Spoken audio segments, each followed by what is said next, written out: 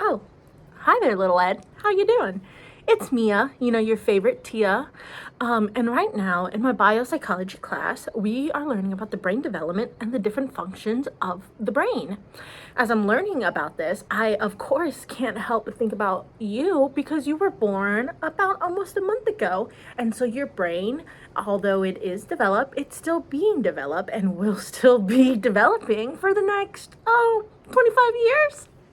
Well, this I find super interesting. So I thought today I would kind of describe how the brain develops and the different sections of the brain. Hopefully this is fun. Hopefully this is informational. Hopefully after this you feel cool. I look cool. And yeah, let's go.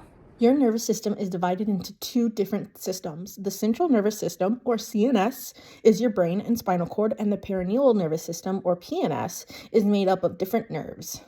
When you're in the early stages of development, your cell begins dividing and making new body cells, also known as mitosis.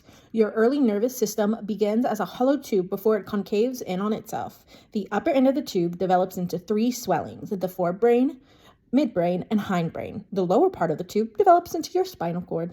Now, little Ed, the brain is very bumpy and it's wrinkly and it looks squishy and nasty. But each ridge in the brain is called a gyrus, and the space between two gyri is called a sulcus. Or sometimes, if it's really large, it could be called a fissure. Now, the brain is wrinkly and bumpy and looks like this, so it has more surface room, so it can hold more knowledge and have more functions. As we see with other animals that don't have bumpy brains, they usually aren't that intelligent. So no, the more bumps, the smarter. Your forebrain is at the very tip of your brain. You see, by the time you're born, it takes up the majority of the space. That is because the forebrain is responsible for the two cerebral hemispheres, the thalamus and hypothalamus, which we'll talk about in a minute. As your midbrain develops, it becomes hidden by your forebrain, but it's still very important. Your midbrain plays a helping role in your vision, hearing, and movement. The superior colliculi, which is a structure in the midbrain, helps guide eye movement and fixation of gaze, and the inferior colliculi helps locate the direction of sound. So right now, as a baby, your superior colliculi is still developing. Now, your hindbrain forms into two separate parts. The medulla is involved with essential life processes such as breathing. The cerebellum plays a critical role in fine-tuning movements initiated by motor learning. Studies indicate its role in range of cognitive function, procedural memory, and emotional regulation. In this video, you're about 3 weeks old, and man, are you trying to move.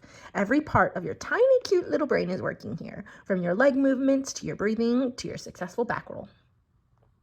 Your spinal cord is a cable of neuron that carries command from the brain to the muscles and organs and sensory information into the brain. Now, your spinal cord is very important, so don't do anything dumb to mess it up. Like, I don't know, play rugby or football or jump off roofs. Okay, don't worry. My mini lesson is almost over and you can get back to doing whatever it is you do. Now, your frontal lobe is home to your prefrontal cortex, and as the name suggests, it's right here in the front. Now, the prefrontal cortex is involved in planning and organizing of your behavior, decision making, adjusting behavior in responses to consequences, and planning on how to achieve those goals. My favorite nephew. As you probably know, your prefrontal cortex is the last part of your brain to develop. And it doesn't develop until, if you're like your parents and an overachiever, 23, 24. But if you're like your cool aunt, 25. So what I would like to say is don't do anything stupid until it develops. Like, I don't know, get married or have kids or start a 401k. Your parietal lobe is located at the top back of your head. The sobosensory cortex is in charge of processing skin senses like warm touch, cold touch, and pain. It tells you where our body is positioned and what movements to make. Your temporal lobe is located at the very bottom of your brain. It handles sounds, helps with seeing and hearing, supports language, and has parts important for learning and remembering. As of now, your mother wants you to be able to know how to speak Swahili, Spanish, and English, which is pretty impressive. I believe in you. Now, it's your auditory cortex that receives the signal from your ears. It sits on the top fold of the temporal lobe, mostly tucked away in a groove called the lateral fissure.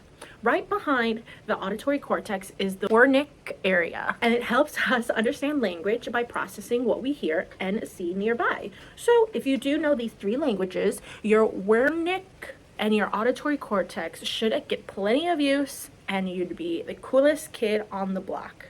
Just realized I might be a cringy aunt, but that's fine. Finally, your occipital lobe is the bottom back of your brain. It's home to your vision cortex, which is where your visual information is processed. Another cool thing about the brain is each lobe contains association areas. Association area carries out further processes beyond what the primary area does, often combining information from other senses. Like when you smell Mama Ash's, or as she wants to be known, Grammy's, gumbo, and you're reminded of Christmas. That's your olfactory cortex and your hippocampus at work. Now, let's jump back into the conversation about the thalamus and the hypothalamus. The thalamus lies deep within the brain and receives information from all the sensory systems except smell, and it relays it to the respective areas. Neurons in the thalamus spread out more widely in the cortex of your brain and assists in waking up the cortexes when needed. So, kind of like your parents waking you up when your alarm clock has been going off for 20 minutes and you're still not up. Your hypothalamus is a smaller structure just below the thalamus, and it plays an important role in controlling emotion and motivating behaviors. Your hypothalamus also influences the body's hormones environment through control of the pituitary gland, which is responsible for when you hit puberty.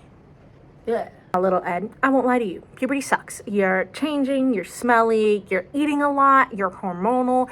I just want to let you know, it's okay. We all go through it. We all smell. And if you think you're going through it bad, just know your mom was 20 times worse. So if you're like your parents, this might have made perfect sense to you. You might already actually know all the processes and the development of the brain, and you might know more than me, and that's okay. I'll let you. But if you're like your cool aunt and it takes you a little bit while to comprehend things, hopefully this was helpful.